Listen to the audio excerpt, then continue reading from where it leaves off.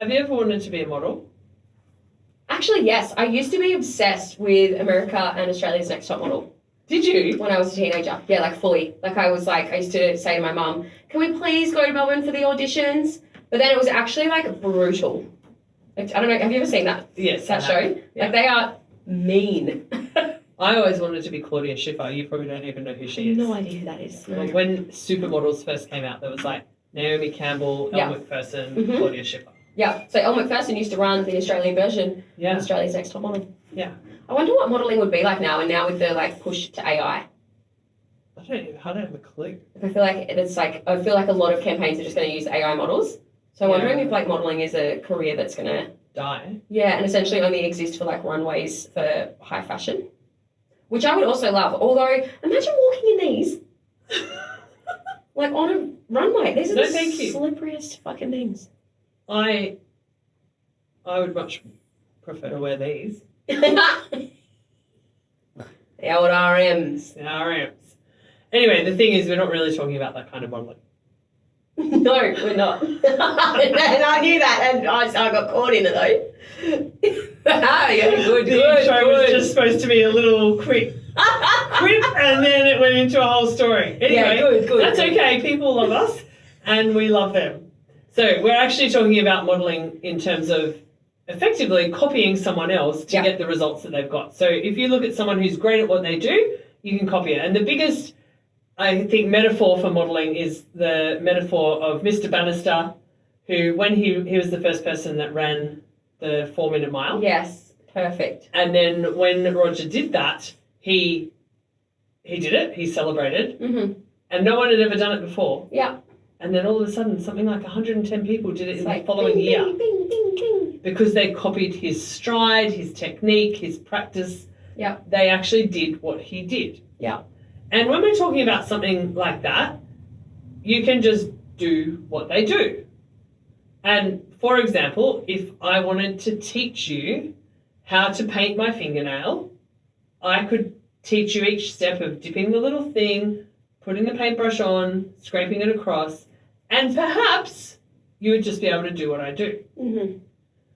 Although you may wiggle as you're painting my nail when I don't, and that could be costing you the difference between doing it well and doing it poorly. And a lot of people, when they start modelling other people's behaviours, is they just try to do what they do. This is like actual gold. And I know a lot of people like follow us, engage with us, listen to us, because they want to build a business. Yes. And a lot of the time they're like, I'm doing all the things. And it's still not working.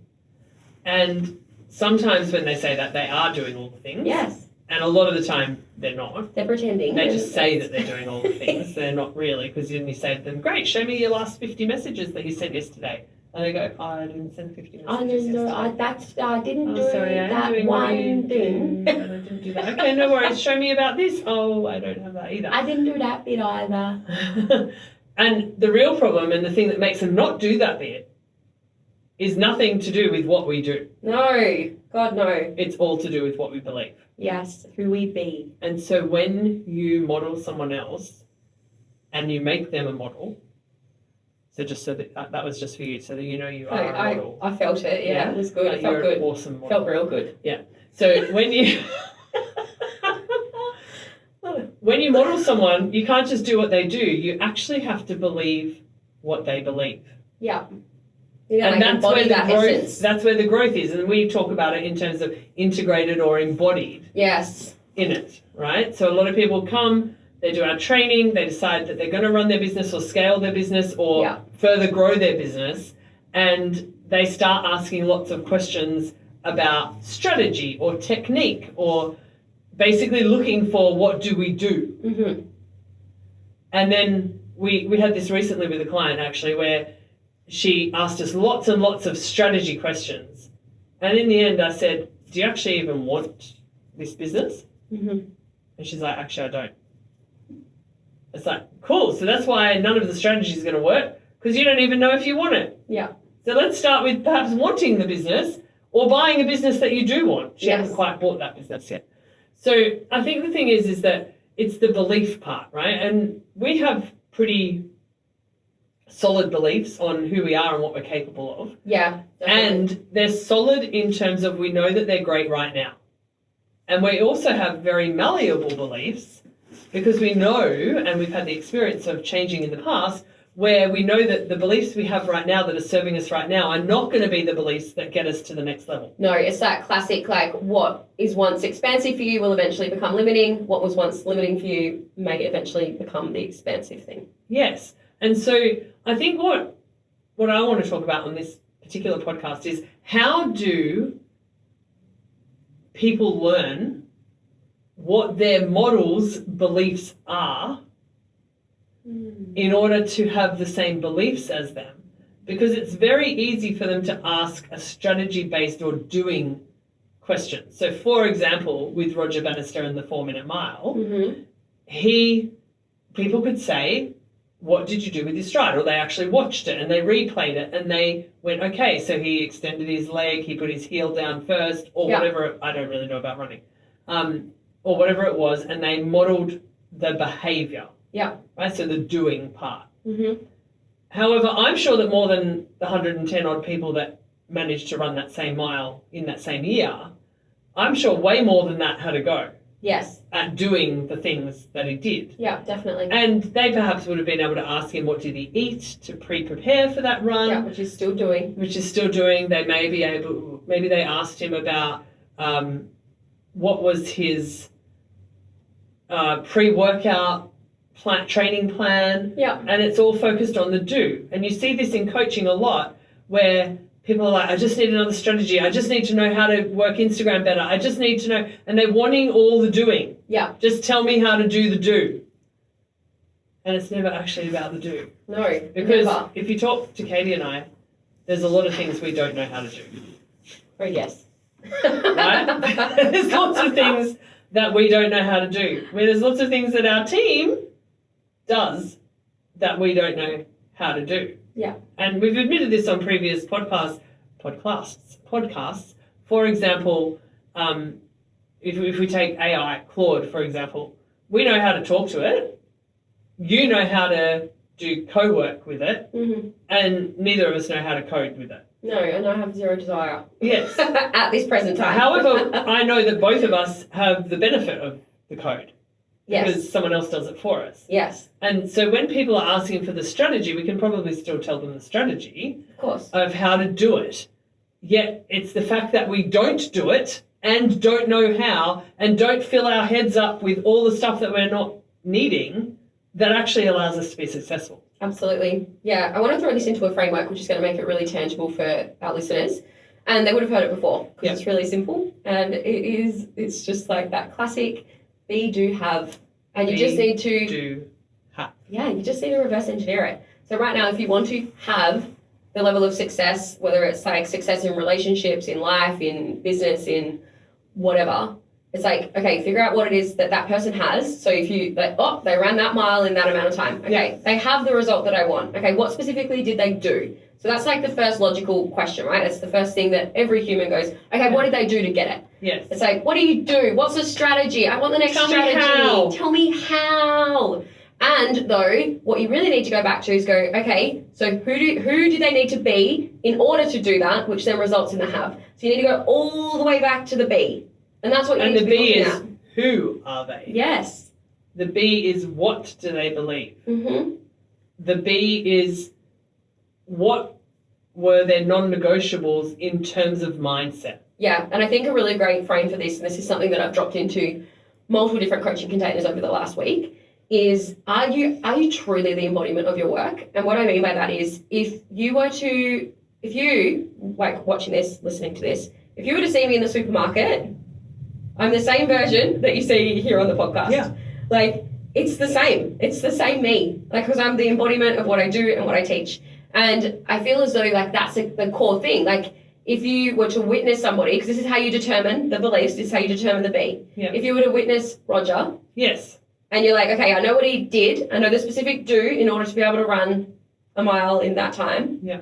And so if I were to go, okay, so I know what he did in that context. But what does he do with his family? What does he do at the supermarket? What does he do? How does he greet the person at the coffee shop? And this is what determines your success. Mm-hmm. And I really want you to get this, because the way that I am with my family is how I'm successful in business. Yes. The way that I am when I'm on the toilet is how I'm successful in business. The way that I am at the shopping centre, and I don't go shopping all the time, is how I am in business.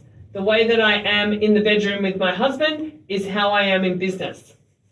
It is the who. Yes. Not the how. And a lot of you keep going, but I just need another strategy. I just need another strategy. And every time I see that someone signs up to another strategy program or tells me that they've signed up to another strategy program, I'm like, this is not the problem. Yeah. The problem isn't how. The problem is who.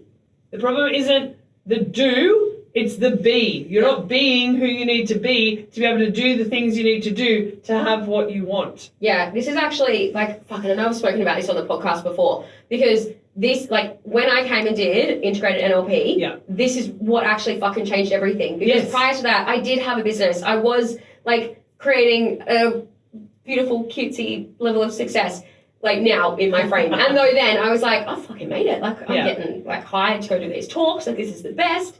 And when I came here, it made me realize, and there's, like, a specific conversation I remember having with a guy that I was dating at the time, where he was like, oh, I can just do anything. And I remember thinking, I wonder what it feels like to have that belief. Like, I can distinctly remember it. That was, like, maybe a year before I came and did prac, right? Yeah. And then I know I've spoken about this on the podcast. My automatic thing, and actually recently in our master prac training, I was sitting down with a few of our assistants when the students were going through their breakthroughs. And I can't even remember what the question was. However, the automatic response from me was, yeah, I can do it. I can do anything. Like, what do you got? Yeah. And they're like, you know, you say that to everything. And I'm like, yeah, I fully believe it. Yeah. Like, I can do anything. Like, of course I can. And it was that, like, recognition of the shift. Yeah. And the shift is in the who. Yeah. It's like, it's actually the deep identity work. It's not in the doing. It's like, do less, achieve more. Yes. Because of who you are. Yes. Not what you're doing. I love this. And it reminds me of a conversation I had the other day. I was talking to someone about them getting their pilot's license. Oh, right. Nice. And they said, I'm surprised you haven't got your pilot's license, Liz. I thought that'd be something you would do. And I said, yeah, I did look at it at one point. And then I decided that I was probably more likely to buy a helicopter and perhaps I should do my helicopter license. And then as the next words came out of my mouth, I had a glitch. Because I started saying why I'd stopped investigating the helicopter pilot's license. And as I was saying it, I was like, I don't even believe this anymore. Because I've changed since then. So interesting when that happens. Yeah, so I said, and then I stopped it because there was a whole lot of maths and I just didn't want to do all the maths. I feel like there's a lot of maths in terms of the lift of the helicopter. There's a lot of maths in the weather patterns. Yeah. And I'm not very good at maths. There is a lot going up there in aviation. Yeah. And I said, so actually, that was then. And now I'm pretty good at maths. And maybe I need to reinvestigate getting my helicopter license. Yeah, go off. So I'm unsure now whether I'm getting my helicopter license or my pilot license. I'm trying to work out which one would be the best and most suitable for me to do. And so instead I went, okay, you know what? I'm actually going to learn the piano. Now, this might seem random, okay, but I was like, who do I need to be to have my license, or who do I need to be to do the things that are required to have my pilot or helicopter license? Yeah. And I'm like, I actually need to be an avid learner. So that's who I need to be. And I love learning and I am learning all the time, yet I never challenge myself to learn something that I find difficult. In other words, most learning, like anything in a textbook or in a document or on studies, I find very easy to learn.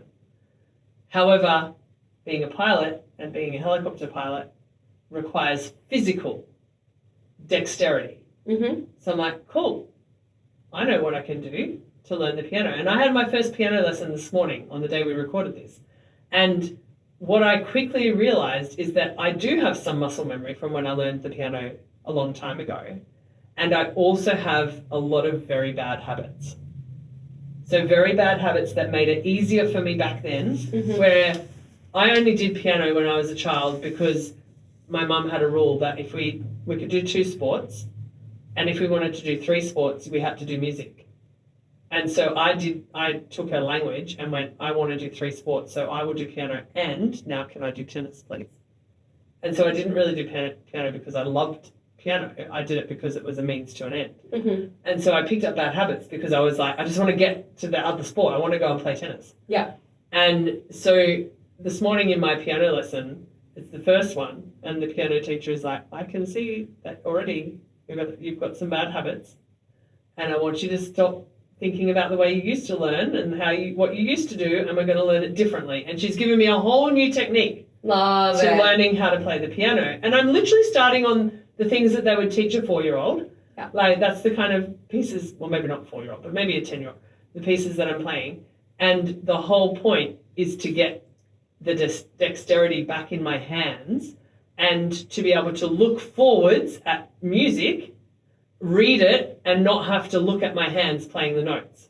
Because I believe that that's a transferable skill. This is actually gold, and I've done a similar thing, but completely different. So I want to give a different example of this. It's like, and those listening, I'm sure you're aware, like I want to be a mother. I will be a mother one day. And more recently, maybe in the last 3 or so weeks, I know we had a conversation about it, where I've dropped into, I feel like the mother archetypes really come online for me. Yes. If you think about that progression of the feminine archetypes. And anyway, I'm like, okay, well, I know that I would love to nourish myself more. And what I mean by that is step into more of that nurturing role with self. Yes. Knowing that I desire to be a nurturing, nourishing mother when the time comes.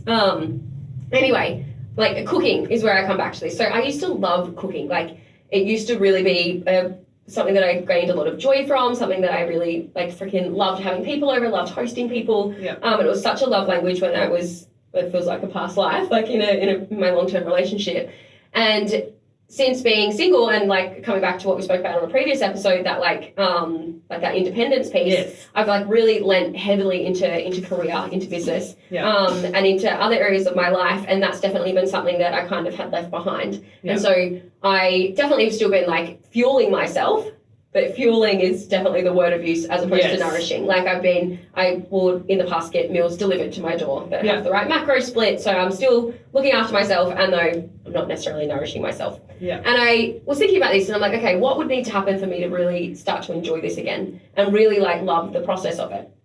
And how can I reduce the barrier to entry? Yep. Which is similar to what you're doing. Okay, I want to do this, and how can I reduce the barrier to entry? Yeah. What do I need to do that is a transferable skill that will map across, yada, yada.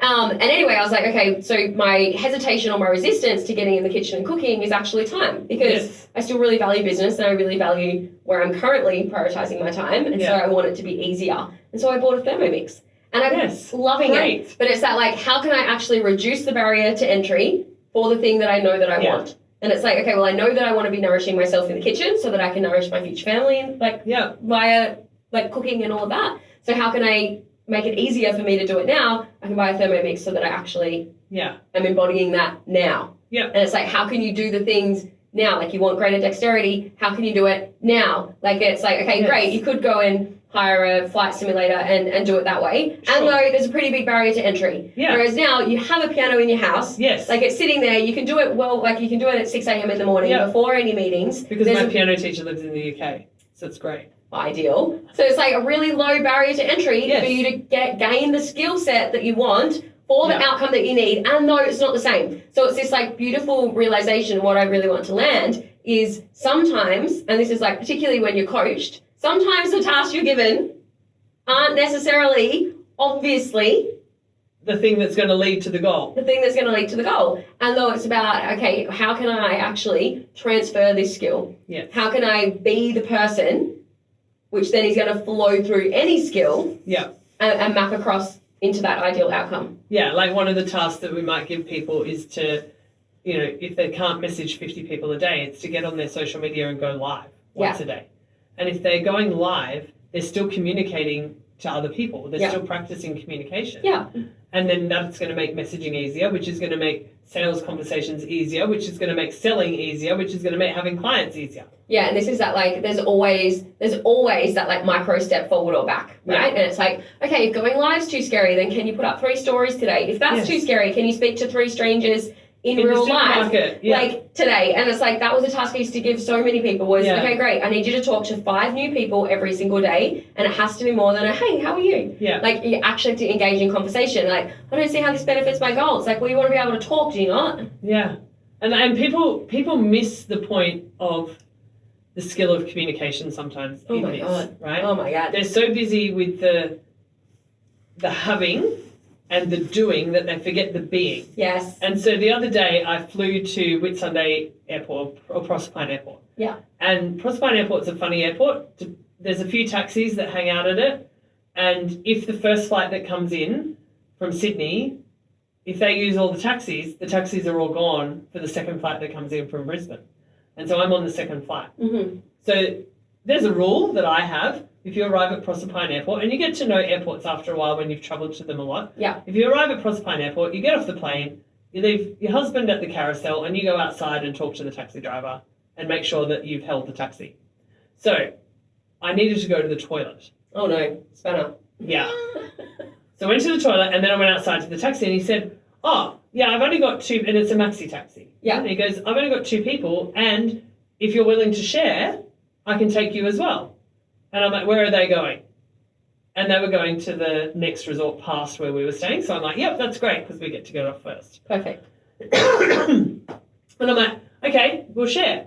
And then another girl came along and she's like, and he goes, yeah, we can share. And so we ended up with a couple, a single woman, Simon and I, and another couple. None of us knew each other, all sharing this maxi taxi. I love this. Now, a friend of ours was at the airport as well, and he'd booked a shuttle. And he's like, what do you mean you're getting a taxi? Like, I don't know. He thought that people like me don't get taxis. Oh, funny. And I love I'm like, not only did I get a taxi, I shared the taxi with randoms. What was great, though, was the conversation. Yeah. Because I was able to just be myself, Mm-hmm. and that gave permission for everyone in the taxi to be themselves. So the young single girl is saying, oh my God, I am so hangry right now. I haven't had anything to eat, and when I don't eat, I get hangry. And I just happen to have cheese and crackers from the plane in my bag. I'm like, here you go. And she's like, oh my God, it's in a sealed packet. I love you. Thank you so much. That's going to get me through to the hotel. I'm like, great. Then there was the couple, and the woman's like, oh, so what do you do? Because I really need some, female input into my life. And I'm like, oh my God. So I connected her with the women's space. And then the guy there, the lady had asked about my story. I was telling my story. And then the guy goes, oh my God, I finally met someone else who's died and come back to life too. And I'm like, tell me your story. I love this. And he happens to run a rehab centre down in Adelaide, where he helps people with the mindset of rehab after they've had severe accidents, because he had several motorbike accidents. Uh-huh. And I'm like, you're a really inspiring person. I actually want to talk to you more. Now, all I did was just be myself, because I was just joking and having fun with Simon. And the lady, like, this is how it all started, the lady who was in the couple is like, you are so happy. What do you do for work? And I said, actually, I teach people how to be happy. Yeah. And which is normally my opener. Mm-hmm. Now, all I was doing was being. Yes. I didn't have to do anything. I didn't have to have anything. I just got to be me. Yeah. And when you can be you from the version of you that you want to be, then you automatically get to do the thing because it's part of who you are. You're embodied in it. And that gives you what you want to have, which is relationship and connection in this instance. Yeah, it's actually so freaking perfect, because it's really that, like, the perfect example of being the embodiment of your work, mm-hmm. and being that version. And when we talk about, and we probably haven't in a really long time now, when we talk about being paid to exist, this is it, because it's that, like, how can you love who you are so deeply? And again, it's 1 foot in gratitude, 1 foot in desire. How can you love who you are so deeply, be like open to opportunities to improve and be better and grow? Yeah.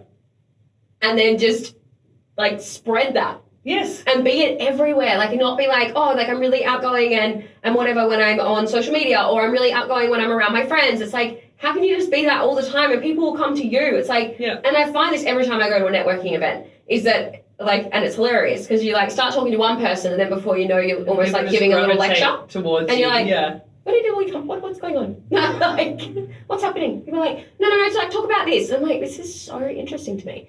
And it's like, it's fascinating because I'm like, I'm just myself. Who you are. Yeah.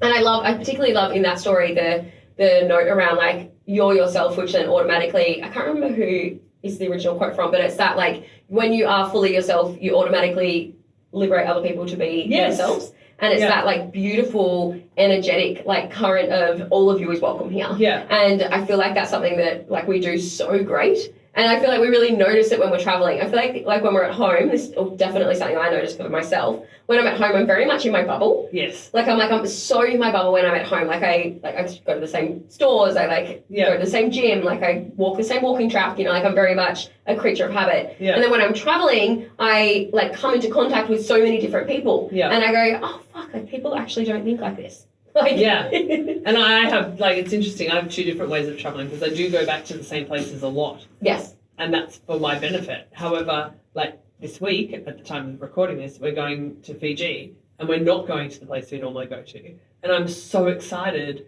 because the place I normally go to is very private. Yes. And it's all very coupley and you don't really, you might meet people at dinner, but not really. And we've met a couple of really nice people there who we've stayed in contact with. But the resort we're going to this time, because we're going with kids and grandkids and other friends that have babies, it's like a family resort. And to me, that's going to open up so many more conversations, which is really exciting. Yeah, it's really beautiful.